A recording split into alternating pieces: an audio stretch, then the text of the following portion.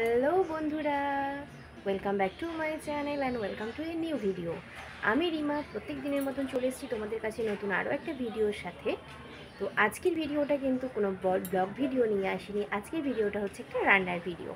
আর শীতকাল মানেই হচ্ছে আমাদের বাঙালিদের কাছে বেশি নতুন নতুন কিছু খাওয়ার জন্য মনটা ছটফট করতে থাকে যখনই সন্ধেবেলা হয় তখনই।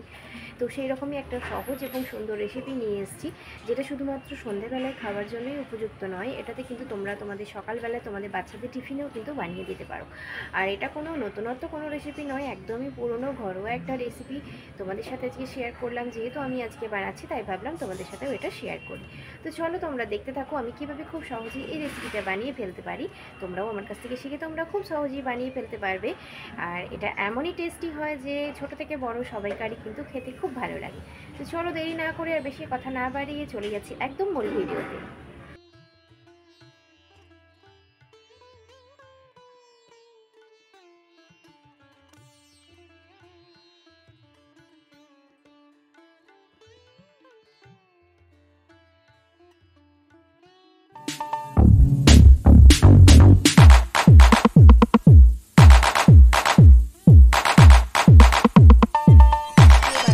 গিয়ে পাস্তা, তাই জন্য দেখো আমি খানিক কটা পাস্তা নিয়ে নিয়েছি। আর দেখো কি সুন্দর একটা কালারিং পাস্তা, এটা কখনো আগে দেখিনি। তো যাই হোক, আর কি কি ইনগ্রেডিয়েন্টস নিচ্ছি তোমাদেরকে দেখো। একটা পাত্রের মধ্যে জল দিয়ে আমি পাস্তা কটা দিয়ে দিয়েছি আর ফুটতে দিয়েছিলাম। তো এখন এটা ফুটছে। খুব বেশি সিদ্ধ করা যাবে না, একদম একটু জাস্ট সিদ্ধ হবে, নামিয়ে নিতে হবে, নাহলে কাদা কাদা মতো হয়ে যায়, তখন খেতে একদম ভালো লাগে না।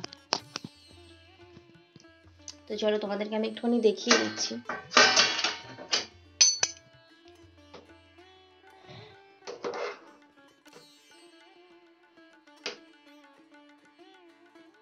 আর এখানে দেখো তোমরা আমি কটা ইনগ্রেডিয়েন্টস নিয়ে নিয়েছি।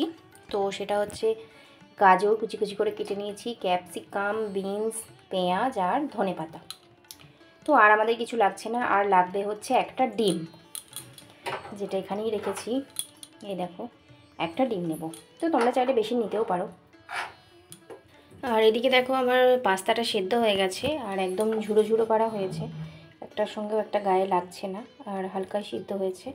তো সিদ্ধ করার সময় আমি একটুখানি তেল দিয়েছিলাম, দিয়ে সিদ্ধ করেছিলাম, তাহলে একটার সঙ্গে একটা গায়ে লেগে যায় না। তো তোমরা জলের মধ্যে সামান্য সাদা তেল বা এমনি সর্ষের তেলও দিতে পারো, দিয়ে একটুখানি সিদ্ধ করো, দেখবে খুব ঝরঝরে হবে। শুধু পাস্তা বলে নয়, চাউমিনের ক্ষেত্রেও তাই। তো এখানে দেখো আমি একটা প্যান বসিয়ে দিয়েছি, আর প্যানটা এখন গরম হয়ে গেছে, আর এর মধ্যে আমি দিয়ে দিয়েছি বেশ খানিকটা সর্ষের তেল। তো তোমরা চাইলে কিন্তু সাদা তেলেও জিনিসটা বানাতে পারো।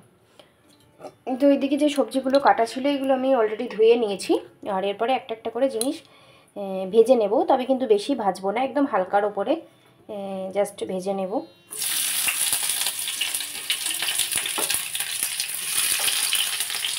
পরে তারপরে ডিমটা আমি একটুখানি করে নেব। তো চলো পেঁয়াজটা একটু ভাজা হয়ে যাক, তারপরে আমি বাকি সবজিগুলো অ্যাড করছি। তো পেঁয়াজটা দেখো এখন একটু হালকা ভাজা হয়ে গেছে, এখন আমি এর মধ্যে গাজরগুলো দিয়ে দেব। শুধু ধনে পাতাটা আমি এখন অ্যাড করব না, বাকি যা কিছু আছে সবই দিয়ে দেবো, দিয়ে হালকা করে ভেজে নেব। তো আমি এখন কিন্তু গ্যাসের ফ্লেমটা লো করে দিয়েছি।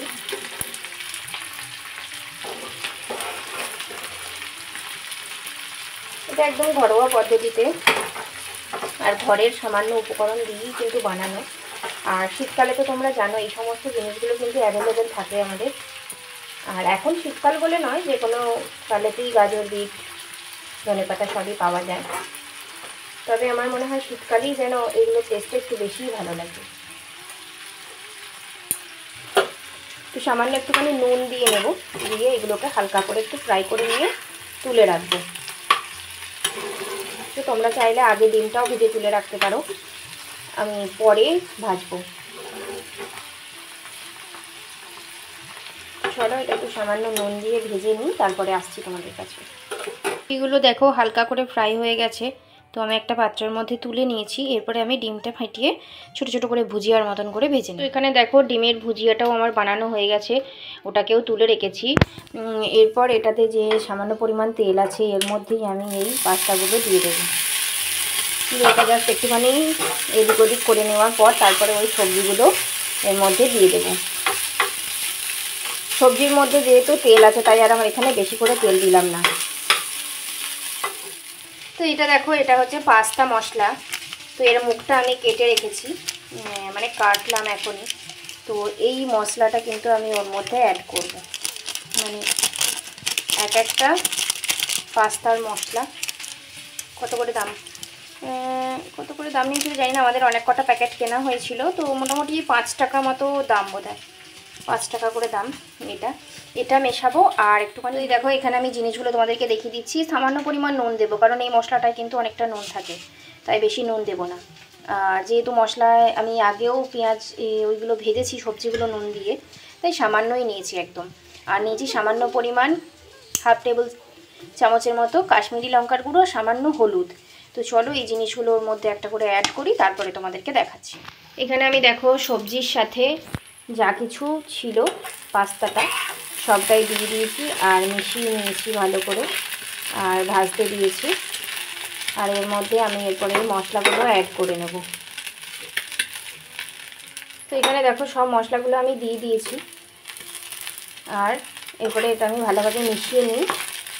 তারপরে শেষে কী কী মেশাচ্ছি সেটা তোমাদেরকে দেখাচ্ছি। এটা আগে আমি একটু ভালো করে মিশিয়ে নিই। তো এখন এটা ভালোভাবে মেশানো হয়ে গেছে আর অনেকক্ষণ ধরে ভাজাও হয়ে গেছে।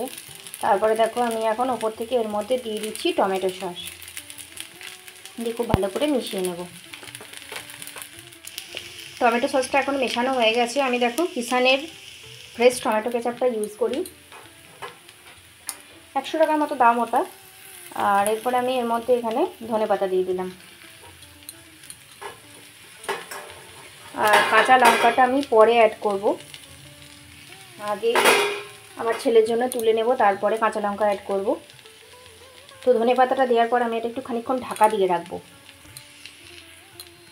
তো এখন দেখো এটা আমার একদম রেডি। আমি বেশ খানিকক্ষণ ঢাকা দিয়ে রেখেছিলাম, আর এখন একটুখানি এটা ভাপেতে একটু নুয়ে গেছে আর কি ধনেপাতাগুলো, তো সেই জন্য ওটা একটু ঢাকা দিয়ে রেখেছিলাম। তো এরপরে আমি এটাকে সার্ভ করে নেব। প্রথমে ছেলের জন্য একটা প্লেটে তুলে দিচ্ছি, তারপরে আমি একটু কাঁচা লঙ্কা নেব, আর ওপর থেকে একটুখানি চাট মশলা ছড়িয়ে দেব।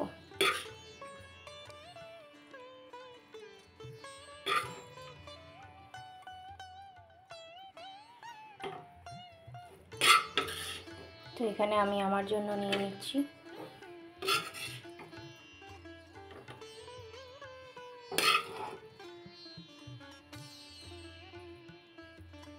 গরম গরম ধোয়া ওঠা পাস্তা একদম রেডি। তো তোমাদের আজকের এই রেসিপিটা একদম সহজ সুন্দর রেসিপিটা কেমন লাগলো অবশ্যই আমাকে কমেন্ট করে জানিও, আর ভালো লাগলে একটা লাইক করে দিও। আর নতুন বন্ধু হয়ে থাকলে অবশ্যই আমার চ্যানেলটাকে সাবস্ক্রাইব করে পাশে থাকা বেল আইকনটা প্রেস করে দিও, যাতে পরবর্তীকালে আমি কি ভিডিও দিচ্ছি তোমাদের কাছে পৌঁছে যায় খুব সহজেই। আর এরকম নতুন নতুন আরও ভিডিও পাশে দেখার জন্য আমার পাশে কিন্তু তোমাদের সবাইকে সবসময় দিয়ে যাই। তো চলো টাটা। তো দেখো আমি এখানে নিয়েছি ক্যাচের চাট মশলা, তো এটাই জাস্ট একটুখানি ছড়িয়ে দেবো দুটো দিই, দারুণ লাগে।